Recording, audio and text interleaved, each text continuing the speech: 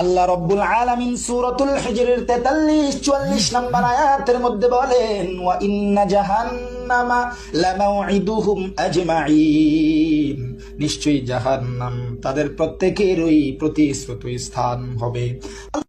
এ বন্ধু, হাফিজুরের দালালি ছাড়ো।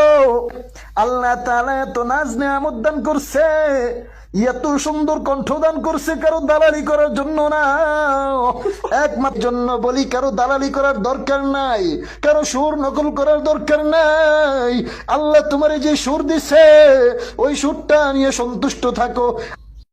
এরে, তুই যে আমারে নসিহত করলি, তোর গলায় তো হাফিজুরের আওয়াজ শোনা যায়।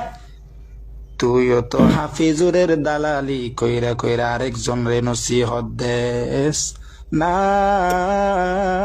না, আরেকজনের দালালি কইরা কইরা অন্য জন রে নসিহত দিস না। ভালো হয়ে যাও।